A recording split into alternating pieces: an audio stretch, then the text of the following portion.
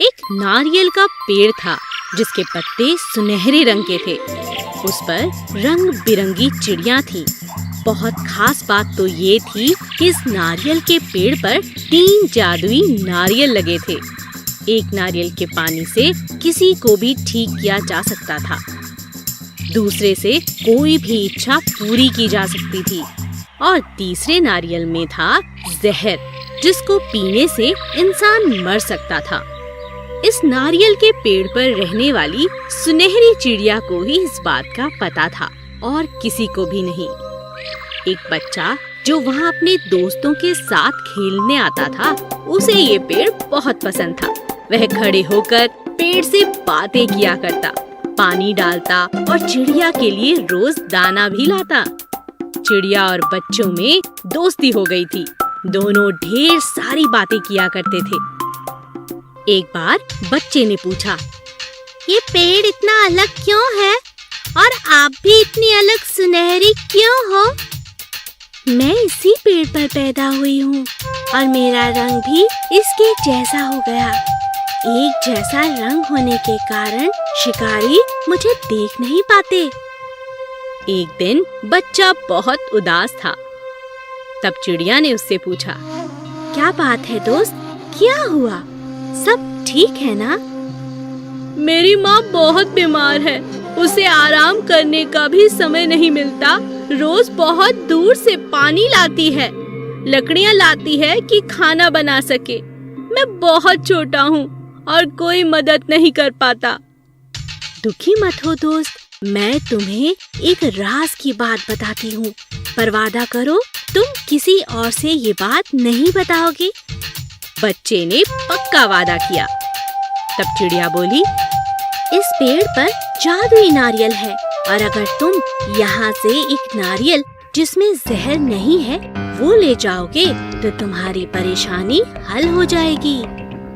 चिड़िया ने उसे नारियल पाने की तरकीब बताई। बच्चा अगले दिन सुबह सुबह आया और बिल्कुल वैसा ही किया जैसा कि चिड़िया ने उसे कहा था। नारियल के पेड़ से 2 नारियल गिरे। लड़का वो लेकर घर चला गया। लड़के ने माँ को पानी वाले नारियल से थोड़ा पानी पिलाया और देखते ही देखते उसकी माँ बिल्कुल स्वस्थ हो गई। माँ को बहुत आश्चर्य हुआ। उसके बेटे ने गरीबों की मदद की और किसी से कोई पैसा नहीं लिया। वो देखते ही देखते बहुत प्रसिद्ध हो गया था। एक दिन एक वैद्य ने यह बात सुनी तो उसका चमत्कार देखने एक गरीब बीमार बनकर आया। बच्चे ने उन्हें थोड़ा नारियल का पानी दिया और वैद्य में बहुत ताकत आ गई। इस पानी में जरूर कोई जादू है। उसने बच्चे को लालच दिया और कहा, बच्चे ये नारियल मुझे दे दो। बच्चे ने मना कर दिया। वैद्य ने जाल बिछाया और बच्चे की माँ को कैद कर लिया। बच्चा रोने लगा और तभी उसे दूसरे जादुई नारियल की बात याद आई। उसने जादुई नारियल से अपनी माँ का पता पूछा और कहा, जादुई पेड़ मुझे मेरी माँ के पास पहुँचा दो। जादुई नारियल ने एक उड़ने वाली चटाई मंगाई और उस पर बच्चे को बिठा दिया।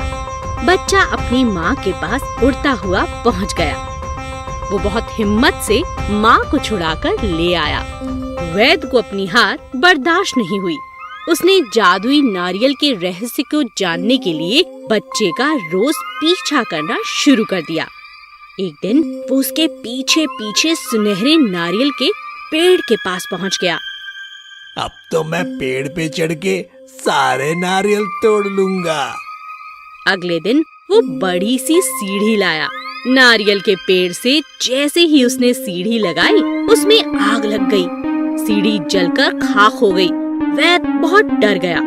फिर उसने पेड़ से कहा, जादुई पेड़, मैं एक वैद्य हूँ, मुझे नारियल दे दीजिए। नारियल से सबका उपकार करूँगा। लेकिन पेड़ उसके लालच को समझ गया और फिर 2 नारियल गिरे। लेकिन इस बार एक नारियल में जहर था।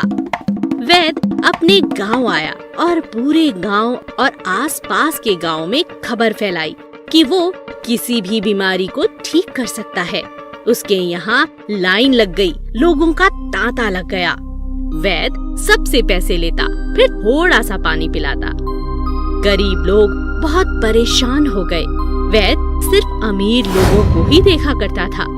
तभी अच्छे नारियल में पानी खत्म हुआ। वैद्य ने सोचा कि दूसरे नारियल में भी वही जादू होगा, पर जैसे ही उसने वो पानी मरीजों को पिलाया, लोग मरने लगे। सब लोगों में बहुत गुस्सा आया। सबने मिलकर वैद्य को बहुत पीटा और भागकर बच्चे के पास आए। बच्चे ने अपने दूसरे नारियल से प्रार्थना की कि सभी मरे लोगों को जीवित कर दे। सभी लोग उठ बैठे और बच्चे की जय जयकार होने लगी। जादुई नारियल के पेड़ का एक रहस्य ये भी था कि वो सिर्फ सच्चे मन वालों को सहायता करता था, जो कि सिर्फ एक बच्चे में था। बच्चे ने सभी नारियल वापस पेड़ को दे दिए और खुशहाल होकर अपनी पढ़ाई करने लगा। सच्ची सेवा भावना इंसान को महान बनाती है। एक समय की बात है, चंदनपुर गांव में एक भाई और एक बहन रहते थे। भाई का नाम दिनेश था और बहन का नाम राधा। दिनेश बहुत ही आलसी था, वह कोई काम नहीं करता था। एक दिन राधा बोली, दिनेश तुम कुछ काम क्यों नहीं करते? जब देखो खेलते रहते हो। मैं और माँ कब तक तुम्हें ऐसे ही बोलते रहेंगे? तुम भी तो कुछ समझा करो। मेरी मर्जी, मैं जो मर्जी करूं।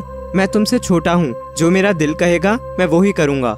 जब मेरा समय आएगा तब काम कर लूंगा। तभी दिनेश की माँ आई। दिनेश ऐसे कैसे बात कर रहे हो तुम अपनी बहन से? चलो माफी मांगो।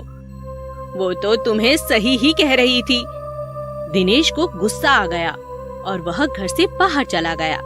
राधा भी दिनेश को देखने उसके पीछे पीछे चली गई। तभी राधा बोली, दिनेश दिनेश इतने गुस्से से कहाँ जा रहे हो? मैं जंगल जा रहा हूँ लकड़ी काटने। जब देखो तुम सब मुझे ताना मारते रहते हो। और इस तरह राधा भी दिनेश का पीछा करते करते जंगल पहुँच गई। लकड़ी काटते समय दिनेश का पैर फिसला और वह गड्ढे में जा गिरा। राधा राधा मुझे बचाओ, मैं गड्ढे में गिर गया हूँ। दिनेश रुको, मैं गांव जाकर सबकी मदद लेकर आती हूँ। दिनेश उसी गड्ढे में पड़ा रहा। तभी उसे गड्ढे के अंदर कुछ चीज नजर आई। गड्ढे के अंदर ही एक गुफा थी, वहाँ से वह चीज चमक रही थी। दिनेश बोला, अरे गड्ढे में ये गुफा और इसके अंदर ये क्या चमक रहा है?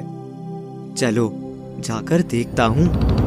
दिनेश जैसे ही जाने लगा, तभी उसके पास एक परी आई और बोली, ठहर जाओ बेटे, तुम उस चमकती हुई जगह पर जाना चाहते हो? हाँ, लेकिन आप कौन हो? मैं परी हूँ और गुफा के अंदर एक सुंदर सा महल है। वहाँ से ये रोशनी की चमक तुम्हें दिखाई दे रही है। वह महल जादुई है। उस महल में तुम्हें जो चाहिए वह मिल जाएगा। परी जी, जो भी चाहो, मजे से खेलना, खाना, पीना, सब कुछ। हाँ, मैं उस महल की रखवाली करती हूँ। परी जी, मुझे भी उस जादुई महल में जाना है। मैं कुछ दिन अपने घर वालों से दूर रहकर यहाँ रहूंगा। मेरे घर वाले तब मुझे समझेंगे। तुम महल में तो रह सकते हो, लेकिन मेरी इजाजत के बिना बाहर जा नहीं सकते। हाँ परी जी, ठीक है। तभी दिनेश गुफा के अंदर गया और दूसरी तरफ निकलकर उसने बहुत बड़ा विशाल महल देखा। वह बोला, कितना सुंदर महल है। अब तो मैं मजे से रहूंगा, खाऊंगा, पीऊंगा। दिनेश महल के अंदर गया और महल का दरवाजा बंद हो गया। तभी दिनेश महल से बोला, जादुई महल, चलो मुझे सोना है। एक सुंदर सा पलंग दे दीजिए। तभी एक सुंदर सा पलंग हाजिर हो गया। दिनेश खुश होकर वहाँ पर सो गया। उधर राधा अपने भाई को ढूंढने सबको लेकर आई, तो वहाँ कोई गड्ढा नहीं था। सब उसे ढूंढने लग पड़े। आखिर में राधा बोली, क्या पता दिनेश गड्ढे से निकलकर चला गया हो। और सभी वहाँ से चले गए। दिनेश उस जादुई महल में बहुत खुश था। जब वह खाने को मांगता तो खाना आ जाता। अब वह दिन भर अंदर कूदता खेलता रहता। दिनेश कुछ दिन तक तो खुश था, लेकिन फिर उदास रहने लगा। उसे घर की और माँ की याद सताने लगी और एक दिन उसने खुद से कहा, मुझे सबकी याद आ रही है। मैं इतने दिनों से यहाँ हूँ, सब बड़े परेशान हो रहे होंगे। मुझे जाना चाहिए। तभी दिनेश महल से बाहर निकलने लगा तो उसे जोर से झटका लगा और वह दूर जाकर गिरा। दिनेश रोते रोते बोला, मुझे जाना है। मैं यहाँ नहीं रह सकता। मुझे जाने दो, मुझे जाने दो। अब तुम यहीं रहोगे।